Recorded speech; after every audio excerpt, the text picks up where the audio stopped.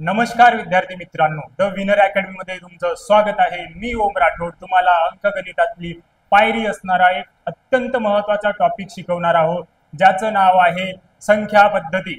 जर तुम्ही आपल्या YouTube चॅनलला सबस्क्राइब केलं नसेल तर आत्ताच आपल्या YouTube चॅनलवर जा, द विनर अकॅडमी म्हणून सर्च करा आणि आपल्या चॅनलला सबस्क्राइब करा आणि इंस्टाग्रामवर आपल्याला फॉलो करा। तर चला आपण पाहूया संख्या पद्धती। तर आता आपण पाहू संख्या पद्धती। संख्या पद्धतीमध्ये सर्वात प्रथम पाहू आपण अंक म्हणजे काय होते। अंक म्हणजे एक निश्चित सिम्बॉल असतो, एक निश्चित चिन्ह असते ज्यामध्ये आपल्याला किंमत दर्शवण्याची शक्ती असते।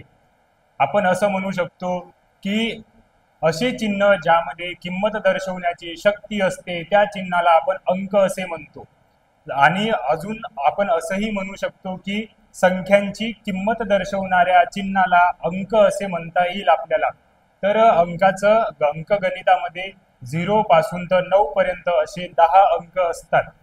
अंक कोणते कोणते?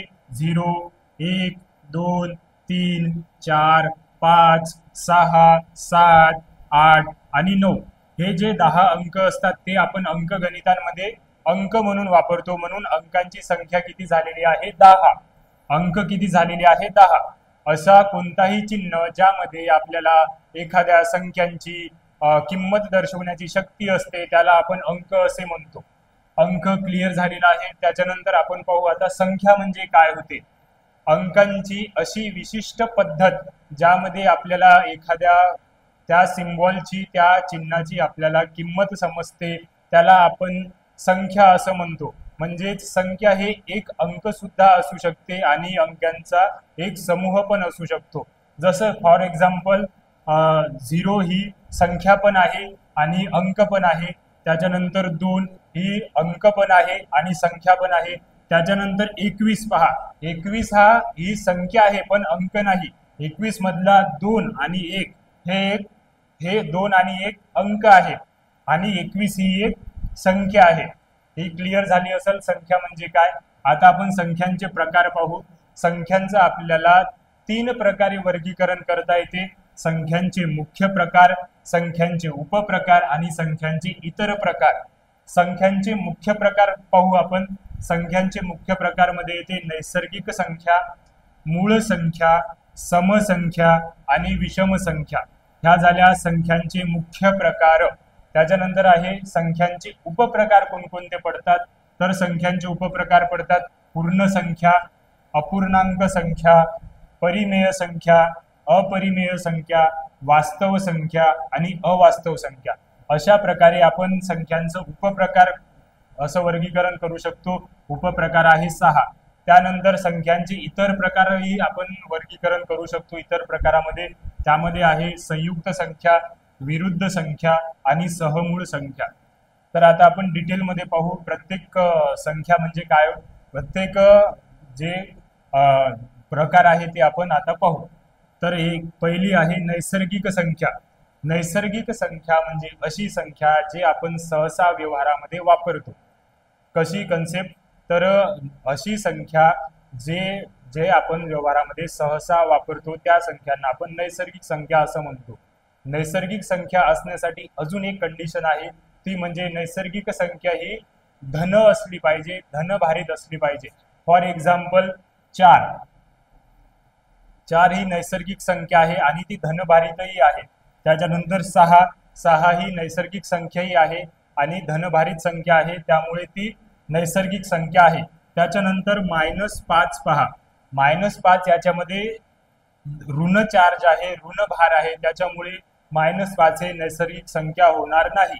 आता राहिलं 0, 0 याला कोणताही चार्ज नसते, पॉझिटिव्ह चार्ज पण नसतो आणि निगेटिव्ह चार्ज पण नसतो, त्याच्यामुळे 0चा समावेश नैसर्गिक संख्येमध्ये करता येत नाही। तुम्हाला समजलं असेल नैसर्गिक संख्या म्हणजे काय। नैसर्गिक संख्या म्हणजे अशी संख्या जे आपण व्यवहारामध्ये सहसा वापरतो आणि नैसर्गिक संख्या ही धनभारित संख्या असली पाहिजे। नैसर्गिक संख्या ही क्लिअर झाली असेल। त्याच्यानंतर आहे मूळ संख्या म्हणजे काय। मूळ संख्या म्हणजे अशी संख्या ज्याला आपण 1 ने आणि त्याच संख्येने भाग देऊ शकतो। मूळ संख्या ही अशी संख्या असते ज्याला फक्त 1 ने आणि त्याच संख्येने भाग देता येते। अशा संख्येला आपण मूळ संख्या असं म्हणतो. उदाहरणार्थ 2 पहा, 2 ही मूळ संख्या आहे कारण त्याला फक्त 1 ने आणि 2 म्हणजे स्वतःनेच भाग जाते, म्हणून 2 ही मूळ संख्या आहे. त्याच्यानंतर आहे 5 पहा, 5 या संख्येला 1 ने आणि 5 स्वतः 5 ने या दोनच संख्येने भाग जाते, त्याच्यामुळे 5 ही पण मूळ संख्या आहे. तसेच 3 झाली, 5 झाली, 7 झाली, 11 झाली, 13 झाली, ह्या काही मूळ संख्या आहे. तर तुम्हाला मूळ संख्या समजल्या असेल. त्याच्यानंतर आहे समसंख्या म्हणजे काय होते. तर समसंख्या म्हणजे अशी संख्या ज्याला 2 ने निशेष भाग जाते. 2 ने निशेष भाग जाणाऱ्या संख्येला आपण समसंख्या असं म्हणतो. तसेच समसंख्येसाठी आपण अजून एक व्याख्या करू शकतो. ज्या संख्येच्या एकक स्थानी 0, 2, 4, 6, 8 हे अंक असतात त्या संख्येला आपण समसंख्या असं म्हणतो. जसं की 2 ही संख्या समसंख्या आहे कारण त्याच्या एकक स्थानी 2 हे अंक आहे. त्याच्यानंतर आहे 100 ही समसंख्या आहे कारण त्याला आपण 2 ने भाग देऊ शकतो आणि त्याच्या एकक स्थानी 0 आहे म्हणून ही समसंख्या झालेली आहे. ओके, तुम्हाला समसंख्या म्हणजे काय हे समजलं असेल. त्याच्यानंतर आहे विषम संख्या म्हणजे काय. ज्या संख्येला 2 ने निशेष भाग जात नाही, ज्या संख्येला 2 ने निशेष भाग जात नाही त्या संख्येला आपण विषम संख्या असं म्हणतो. तसंच आपण एक अजून व्याख्या करू शकतो. ज्या संख्येच्या एकक स्थानी 1, 3, 5, 7 आणि 9 हे अंक असतील त्या संख्येला आपण विषम संख्या असं म्हणू शकतो. उदाहरणार्थ पहा, 3 ही विषम संख्या आहे. ओके, कारण त्याला 2 ने निशेष भाग जात नाही आणि त्याच्या एकक स्थानी हे 3 आहे, त्याच्यामुळे 3 ही विषम संख्या आहे. त्याच्यानंतर पाहू 513. 513ला आपण 2 ने भाग दिले असता बाकी 0 उरत नाही, म्हणजेच 2 ने त्याला निशेष भाग जात नाही, त्यामुळे 513 ही काय झाली, एक विषम संख्या झाली. 513 ही एक विषम संख्या झाली. तसेच 513च्या एकक स्थानी 513च्या एकक स्थानी 3 हा अंक आहे. 3 हा अंक असल्यामुळे 513 ही एक विषम संख्या झाली. तर हे झाले संख्यांचे मुख्य प्रकार. पहिली आहे नैसर्गिक संख्या, दुसरी आहे मूळ संख्या, तिसरी आहे समसंख्या आणि चौथी आहे विषम संख्या. त्याच्यानंतर आपण पाहू संख्यांचे उपप्रकार कोणकोणते पडतात ते पाहू. संख्यांचे उपप्रकार, पहिला उपप्रकार आहे पूर्ण संख्या. पूर्ण संख्या म्हणजेच 0 आणि सगळ्या नैसर्गिक संख्या यांना आपण पूर्ण संख्या असं म्हणत असतो. पूर्ण संख्या आणि पूर्ण संख्याला आपण पूर्णांक संख्या असेही म्हणतो, कारण पूर्णांक संख्याच्या ज्या किमती असतात ते पूर्ण असतात, म्हणजे पूर्ण भरलेल्या असतात. असं पॉइंट नंतर उत्तर त्यामध्ये येत नाही, त्याच्यामुळे त्याला आपण पूर्ण संख्या असं म्हणतो. जसं उदाहरणार्थ पूर्ण संख्येचं उदाहरण घेतल्यावर 0 हे तर पूर्ण संख्या झालीच. त्याच्यानंतर 512 ही पण एक पूर्ण संख्या झालेली आहे. त्याच्यानंतर 3 ही पूर्ण संख्या आहे, त्याचा आपण व्यवहारामध्ये वापर करत असतो, त्याच्यामुळे ती एक पूर्ण संख्या झालेली आहे 3. आय होप तुम्हाला पूर्ण संख्या समजलं असेल. त्याच्यानंतर पाहू अपूर्णांक संख्या म्हणजे काय. अपूर्णांक संख्या ही अशी संख्या असते ज्याच्या किमती ह्या पूर्ण नसतात, त्याला आपण अपूर्णांक संख्या असं म्हणतो. ज्या संख्येच्या किमती ह्या पूर्ण नसतात म्हणजेच त्यांच्यामध्ये पॉइंटमध्ये उत्तर येत असते त्याला आपण अपूर्णांक संख्या असं म्हणतो. जसं 5/2 म्हटलं तर 5ला जर आपण 2 ने भागितलं तर बेदोनी 4 आणि पॉइंटमध्ये उत्तर येते, विशेष भाग जात नाही, त्यामुळे याचं उत्तर पॉइंटमध्ये आल्यामुळे आपण त्याला अपूर्णांक संख्या असं म्हणतो. त्यानंतर 7.9 म्हटलं तर ही पूर्ण संख्या नाही, कारण त्यामध्ये पॉइंट आलेला आहे, त्याच्यामुळे ही पण अपूर्णांक संख्या ठरेल. त्याच्यानंतर 2.333 हे जर बघितलं ही पण हे पूर्ण संख्या नाही, त्यामुळे हे अपूर्णांक संख्या ठरेल. आय होप तुम्हाला अपूर्णांक संख्या कळलेलं असेल. त्याच्यानंतर आपण पाहू परिमेय संख्या म्हणजे काय होते। परिमेय संख्या ज्या संख्यांचा उत्तर, ज्या संख्यांची निश्चित किंमत आपण गणितीयरित्या काढू शकतो। गणितीयरित्या म्हणजेच भागाकार, गुणाकार, बेरीज, वजाबाकी या टेक्निक्स यूज करून आपण ज्या संख्यांची व्हॅल्यू काढू शकतो त्याला आपण परिमेय संख्या असं म्हणतो। उदाहरणार्थ पहा, 25 भागीला 5 केलं तर 5 5 25 झाले, तर 5 ही त्याची निश्चित किंमत निघाली। त्याच्यानंतर पाहू आपण 6 भागीला 2 केलं तर 6 भागीला 2 आपल्याला 3 उत्तर मिळते, आणि 2 अधिक 2 केलं तर आपल्याला 4 हे उत्तर मिळते। त्याच्यामुळे ह्या जी संख्या आहे, ह्या ज्या संख्या आहे त्याला आपण परिमेय संख्या असं म्हणू शकतो। परिमेय संख्या म्हणजे अशा संख्या ज्यांचं उत्तर आपण गणितीयरित्या काढू शकतो, म्हणजेच बेरीज, वजाबाकी, गुणाकार, भागाकार या टेक्निक्स वापरून आपण ज्या संख्यांची निश्चित किंमत काढू शकतो त्या संख्येला आपण परिमेय संख्या असं म्हणतो। त्याच्यानंतर आहे अपरिमेय संख्या म्हणजे काय। ज्या संख्यांची निश्चित किंमत आपण मॅथमॅटिकल टेक्निक्स म्हणजेच बेरीज, वजाबाकी, गुणाकार, भागाकार या टेक्निक्स वापरून काढू शकत नाही त्या संख्येला आपण अपरिमेय संख्या असं म्हणत असतो। अपरिमेय संख्यामध्ये मात्र आपण लॉग टेबलचा वापर करून अपरिमेय संख्यांची किंमत काढू शकतो। तर अशा संख्या ज्यांचं आपण बेरीज, वजाबाकी, गुणाकार, भागाकार या पद्धतीने उत्तर काढू शकत नाही, मात्र लॉग टेबल वापरून त्या संख्यांचं उत्तर काढू शकतो, त्या संख्येला आपण अपरिमेय संख्या असं म्हणतो। जसं उदाहरणार्थ पाहिलं तर वर्गमुळात 17 घेतलं तर वर्गमुळात 17 बेरीज, वजाबाकी, गुणाकार, भागाकार या पद्धती वापरून आपण त्याचं उत्तर काढू शकत नाही, मात्र लॉग टेबल वापरून आपण त्याचं उत्तर काढू शकतो। म्हणून वर्गमुळात 17 ही एक अपरिमेय संख्या ठरलेली आहे। त्याच्यानंतर वर्गमुळात 5 घेतलं, वर्गमुळात 5 ही संख्या सुद्धा आपण बेरीज, वजाबाकी, गुणाकार, भागाकार या पद्धती वापरून त्याची निश्चित किंमत काढू शकत नाही, त्यामुळे या संख्या जे आहे ते अपरिमेय संख्या झालेल्या आहे। अपरिमेय संख्या म्हणजे अशा संख्या ज्यांची निश्चित किंमत आपण साध्या मॅथमॅटिकल टेक्निक्सनं काढू शकत नाही। त्याच्यानंतर आहे वास्तव संख्या म्हणजे काय। परिमेय संख्या आणि अपरिमेय संख्या या दोन्ही संख्यांनाच वास्तव संख्या असे म्हणतात। परिमेय संख्या आणि अपरिमेय संख्या या दोन संख्यांनाच वास्तव संख्या असं म्हणतात। वास्तव संख्यांचं उदाहरणार्थ पाहिलं तर वर्गमुळात 25 झाली, वर्गमुळात 17, वर्गमुळात 3 घेतलं, वर्गमुळात 49 घेतलं। आता पहा, वर्गमुळात 25 म्हणजेच 5, ठीक आहे, तर त्यामुळे वर्गमुळात 25 याचा आपण साध्या टेक्निक्सनं यूज करून त्याची एक निश्चित पद्धत काढू शकतो, त्याच्यामुळे वर्गमुळात 25 ही एक परिमेय संख्या झाली।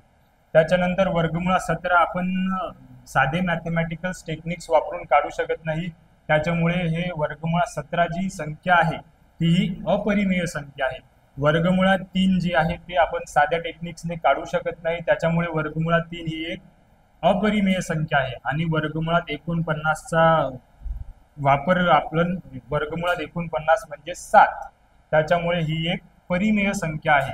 आणि ह्या परिमेय संख्या आणि अपरिमेय संख्या यांच्यापासून आपण वास्तव संख्या बनवतो, म्हणजेच परिमेय संख्या आणि अपरिमेय संख्या म्हणजेच वास्तव संख्या होय। त्याच्यानंतर आहे अवास्तव संख्या म्हणजे काय। अवास्तव संख्या म्हणजे अशा संख्या ज्यांचा वापर आपण साध्या टेक्निक्सनेही काढू शकत नाही आणि लॉग टेबल वापरूनही काढू शकत नाही, अशा संख्यांना आपण अवास्तव संख्या म्हणत असतो। तर अवास्तव संख्या कोणकोणत्या आहे, तर वर्गमुळात -17 घेतलं, वर्गमुळात जर आपण -17 घेतलं तर ही संख्या ही अवास्तव संख्या आहे, कारण अवास्तव संख्या म्हणजे ज्यांचं अस्तित्व नाही अशा संख्या अवास्तव संख्या आहे। वर्गमुळात -17 ही संख्या आपल्या जगामध्ये अस्तित्वात नाही, पण आपण आपल्या कामासाठी मनोरंजन म्हणून लिहित असतो। तसंच वर्गमुळात 19 -19 ही सुद्धा एक अवास्तव संख्या आहे। आय होप तुम्हाला संख्यांचे उपप्रकार म्हणजे काय ते समजलं असतील। तर आता आपण अजून एक वेळा रिव्हिजन घेऊन घेऊ। पूर्ण संख्या म्हणजे पूर्ण संख्या म्हणजे शून्य आणि सगळ्या नैसर्गिक संख्या ह्या पूर्ण संख्या असतात. अपूर्णांक संख्या म्हणजे अशा संख्या ज्यांचं जे किंमत असते ते पूर्ण नसते, अशा संख्यांना अपूर्णांक संख्या असं म्हणतो. परिमेय संख्या म्हणजे अशा संख्या ज्यांचं साध्या मॅथमॅटिकल टेक्निक्स म्हणजे बेरीज, वजाबाकी, गुणाकार, भागाकार या पद्धती वापरून निश्चित किंमत काढता येते, त्या संख्येला आपण परिमेय संख्या असं म्हणत असतो. अपरिमेय संख्या म्हणजे अशा संख्या ज्याच्या किंमती आपण साध्या टेक्निक्स म्हणजे बेरीज, वजाबाकी, गुणाकार, भागाकार अशा पद्धती वापरून काढू शकत नाही, मात्र लॉग टेबल वापरून त्या निश्चित किमती काढू शकतो. अशा संख्येना अपरिमेय संख्या असं म्हणतात. त्याच्यानंतर वास्तव संख्या म्हणजे परिमेय संख्या आणि अपरिमेय संख्या यांनाच वास्तव संख्या असे म्हणतात. त्याच्यानंतर अवास्तव संख्या म्हणजे अशा संख्या ज्या जगामध्ये अस्तित्वात नाही, त्या संख्यांना आपण अवास्तव संख्या असं म्हणतो. आता राहिलं आपलं संख्यांचे इतर प्रकार म्हणजे काय. संख्यांचे इतर प्रकार कोणकोणते, त्याच्यामध्ये आहे पहिला प्रकार आहे संयुक्त प्रकार. संयुक्त संख्या म्हणजे अशा संख्या ज्या दोन संख्यांच्या गुणाकार करून बनलेल्या संख्या असतात. संयुक्त संख्या म्हणजे अशा संख्या दोन संख्यांचा गुणाकार करून बनलेल्या संख्यांना आपण संयुक्त संख्या असं म्हणतो. उदाहरण पाहिलं तर 2 गुणिला 5 केलं तर उत्तर येते 2×5=10. 2×5=10 म्हणजेच 10 ही एक संयुक्त संख्या झालेली आहे. त्याच्यानंतर 9 गुणिला 8 घेतलं तर 9×8=72. 72 ही एक संयुक्त संख्या झालेली आहे. आय होप तुम्हाला संयुक्त संख्या समजलेलं असेल. त्याच्यानंतर आहे विरुद्ध संख्या. विरुद्ध संख्या म्हणजे अशा दोन संख्या ज्यामध्ये परस्पर विरुद्ध प्रभार असतो. म्हणजेच फॉर एक्झाम्पल -9 आणि +9 ह्या ज्या दोन संख्या आहे त्यांचं जे चिन्ह आहे ते परस्पर विरुद्ध चिन्ह आहे. त्याच्यामुळे -9 आणि +9 ह्या विरुद्ध संख्या झाल्या. त्याच्यानंतर अजून -11 घेतलं आणि अजून +11 घेतलं तर यांच्यामध्ये सुद्धा परस्पर विरुद्ध चिन्ह आहे. त्याच्यामुळे -11 आणि +11 हे पण विरुद्ध संख्या झालेल्या आहेत. त्याच्यानंतर आहे सहमूळ संख्या म्हणजे काय. सहमूळ संख्या त्याच्यामध्ये तुम्हाला मूळ संख्या दिसत असेल तर मूळ संख्या म्हणजे अशा संख्या ज्याला फक्त 1 ने आणि त्याच संख्येने भाग जात असते, त्या संख्या म्हणजे मूळ संख्या. ते आपण आधी पाहिलेलं आहे. आता सहमूळ संख्या म्हणजे काय.